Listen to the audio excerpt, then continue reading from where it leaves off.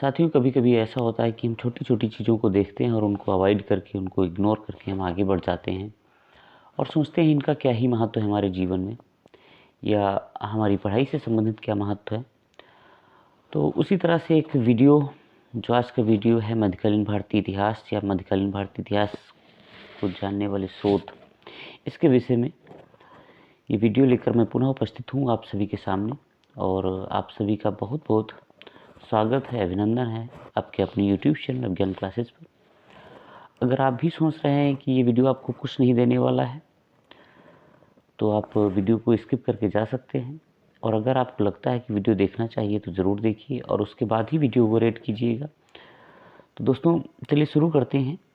देखिए, मध्यकालीन के इतिहास को जानने के लिए बहुत सारे स्रोत मिल जाते हैं, और इसको जानने के लिए जिनके विषय में चर्चा करने वाला हूँ, ये साहित्यिक स्रोत हैं, रचनाएं हैं जो बाहर के लोगों ने लिखी हैं, जो अरबों का आक्रमण हुआ है या उसके बाद जो सल्तनत कालीन में जो आक्रमण हुए हैं, या जो लोग आए हैं, जो जिन्होंने शासन किया है, उनके साथ जो लोग आए हैं उन्होंने लिखा है।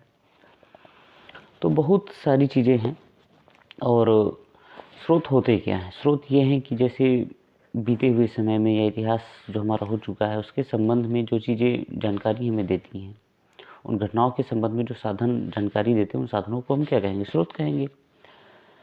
तो ऐसे ही साहित्यिक स्रोत हैं, और हम बात करते हैं सबसे पहले मध्यकालीन के इतिहास को जानने के स्रोत, जिसमें चचनामा सबसे पहले आता है। चचनामा। अब चचनामा क्या है? चचनामा के विषय में क्या कहा गया? चचनामा मोहम्मद बिन कासिम के अभियान, उसके शासन प्रबंध आदि के संबंध में एक प्रमाणिक स्रोत है। ठीक है, किसके संबंध में? मोहम्मद बिन कासिम के अभियान के संबंध में एक बहुत ही महत्वपूर्ण स्रोत है। और अरबों की सिंध विजय का विस्तृत उल्लेख जो है वो हमें कहाँ मिलता है? चचनामा में ही मिलता है। ठीक, और इसके बारे में हम बात करते हैं कि चचनामा जो है, इसमें क्या दिया हुआ? नसीरुद्दीन कुबाचा के समय में अबू बकर ने इसका फारसी भाषा में अनुवाद किया था। किसने किया था? अबू बकर ने इसका अनुवाद फारसी भाषा में किया था। ठीक है दोस्तों, तो ये चचनामा के विषय में है। और महत्वपूर्ण क्या है, फिर से देख लीजिए, मोहम्मद बिन कासिम का जो अभियान है, उनके शासन प्रबंध के संबंध में ये प्रमाणिक स्रोत है चचनामा। ध्यान रखिएगा, बहुत ही पूछा जाता है, बहुत सारे क्वेश्चंस इस पर बने हैं, पूछे गए हैं। आगे बढ़ते हैं दोस्तों। तहकीक हिंद। तहकीक हिंद को किताबुल हिंद भी कहा जाता है। क्या कहा जाता है? किताबुल हिंद कहा जाता है। और इसकी रचना अलबरूनी ने की थी। किसने की थी? अलबरूनी ने अरबी भाषा में की थी। किसने करी? अलबरूनी ने। तो दोस्तों, अलबरूनी के विषय में चर्चा हो गई। फिर हिंदी भाषा में जो इसका अनुवाद किया गया है वो किसके द्वारा किया गया है? वो रजनीकांत शर्मा के द्वारा किया गया है। हाईलाइट भी है, देख लीजिए। हिंदी भाषा में इसका अनुवाद, तहकीक हिंद का अनुवाद रजनीकांत शर्मा ने किया है। और इस ग्रंथ में महमूद गजनवी के समय के भारत की राजनीतिक, आर्थिक, सामाजिक व धार्मिक स्थितियों के बारे में विस्तृत इसका वर्णन किया गया है। किसके समय? महमूद गजनवी का। ये भी कभी कभी पूछ लेता है। फिर दोस्तों, बात हम अलबरूनी की करते हैं, तो एक और चीज़ अलबरूनी के बारे में प्रसिद्ध है कि पुराणों का अध्ययन करने वाला प्रथम मुसलमान कौन था? अलबरूनी था। ठीक है, ये बहुत ही इंपॉर्टेंट है। पुराणों का अध्ययन करने वाला प्रथम मुसलमान अलबरूनी था। फिर हम आगे बढ़ते हैं। ताजुल मासिर एक पुस्तक है, इसका नाम क्या है? ताजुल मासिर।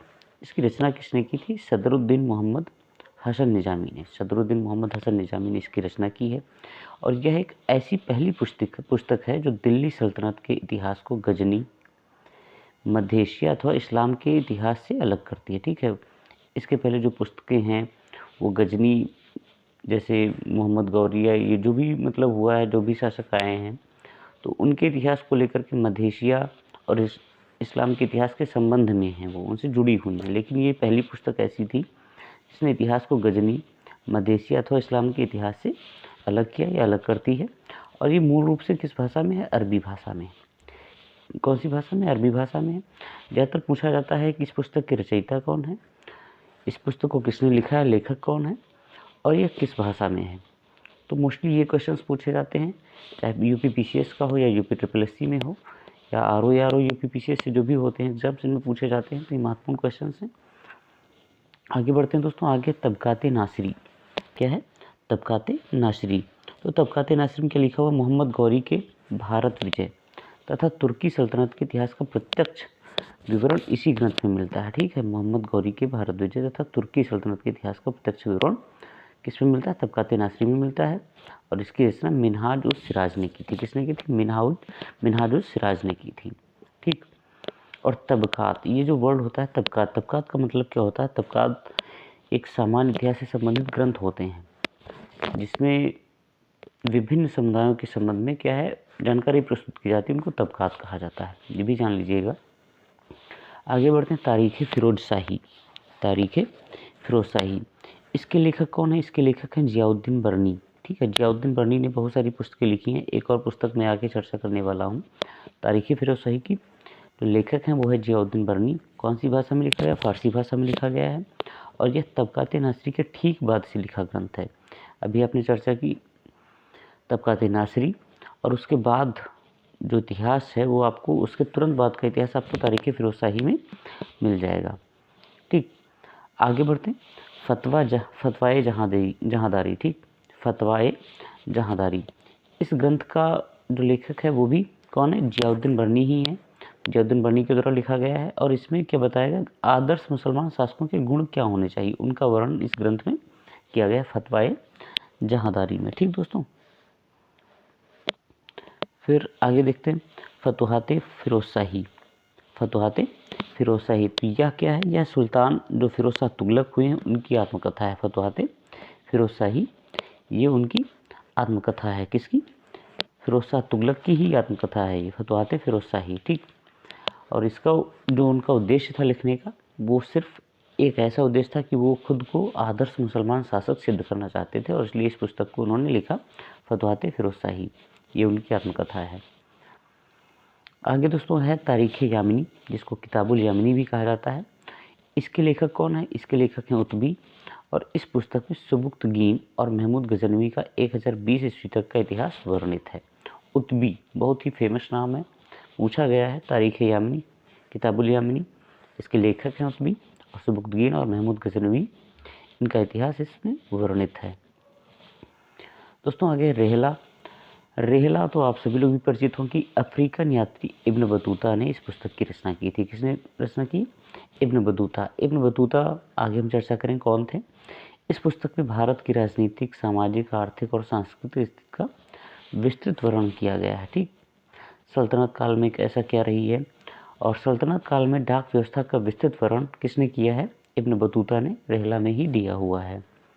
आगे दोस्तों इब्न बतूता के बारे में जान लेते हैं कि इब्न बतूता का मूल नाम जो था वो सब शेख फतह अबू अब्दुल्ला, शेख फतह अबू अब्दुल्ला इनका मूल नाम था। और ये मोरक्को के मूल निवासी थे। और ये कब आए थे? किसके शासनकाल में भारत आए थे? मोहम्मद बिन तुगलक के शासनकाल में भारत आए थे।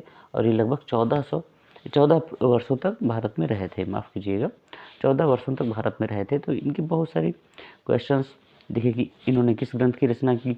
रेहला की रचना की। कहाँ के रहने वाले थे? मोरक्को के थे। किसके शासनकाल में भारत आए? मोहम्मद बिन तुगलक के शासनकाल में भारत आए। पूरा नाम क्या था या मूल नाम क्या था? शेख फतह अबू अब्दुल्ला था। और कितने वर्ष तक भारत में रहे? 14 वर्षों तक ही भारत में रहे। आगे दोस्तों हम बात करते हैं अमीर खुसरो की। तो अमीर खुसरो एक बड़ा नाम है जो सल्तनत काल से संबंधित है।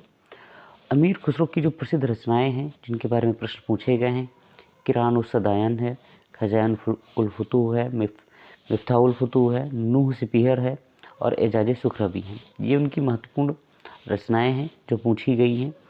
नाम दे दिया जाता है रचनाओं का, और ये किसने लिखी है ऐसा पूछा जाता तो अमीर खुसरो का नाम इनसे सबसे जुड़ा हुआ है। ठीक, अमीर खुसरो एक लोकप्रिय नाम इनका था तूती हिंद। हम आगे चर्चा करने वाले हैं। अमीर खुसरो को क्या कहा जाता था? तूती हिंद भी कहा जाता था। अमीर खुसरो ने 8 सुल्तानों का शासन देखा था। कितने? 8 सुल्तानों का शासन देखा था। इसका कारण क्या था कि इनका जो परिवार था, इनके जो पूर्वज थे, वो कई पीढ़ियों से राज दरबार से संबंधित रहे हैं, राज दरबारों में रहे हैं। ये मुख्य कारण था, और इसलिए इन्होंने 8 सुल्तानों का शासन देखा। प्रारंभ में वह बलबन के सबसे बड़े पुत्र जो थे मुहम्मद, उनकी सेवा में रहे। तो 8 सुल्तानों का शासन देखने वाला अमीर खुसरो।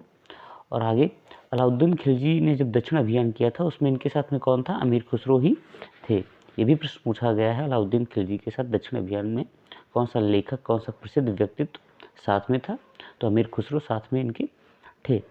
और ये किसके शिष्य थे? ये निज़ामुद्दीन औलिया के शिष्य थे। इसके अलावा निज़ामुद्दीन औलिया ने भी इन्हें एक नाम दिया था, जो नाम क्या है? तुर्कल्लाह। क्या है? तुर्कल्लाह। ठीक, तुर्कल्लाह। ये नाम अलाउद्दीन खिलजी निज़ामुद्दीन औलिया ने अमीर खुसरो को दिया था। तो ये नाम भी है, तूतिए हिंद भी इन्हें कहा जाता है। तो दोस्तों, ये छोटा सा वीडियो है। उम्मीद करता हूँ आप सभी के लिए इन्फॉर्मेटिव वीडियो रहा होगा, सूचनादायक वीडियो रहा होगा, लाभप्रद रहा होगा। तो दोस्तों, अगर वीडियो पसंद आया है तभी आप इसको चैनल को सब्सक्राइब कर सकते हैं, दोस्तों के साथ साझा कर सकते हैं इस जानकारी को, और हमसे जुड़े रह सकते हैं। आगे इसी तरह के अपडेट्स पाने के लिए, मध्यकालीन इन भारत पर आगे वीडियोस पाने के लिए हमारे चैनल से जुड़िए। वीडियो को अंत तक देखने के लिए बहुत बहुत धन्यवाद। नमस्कार।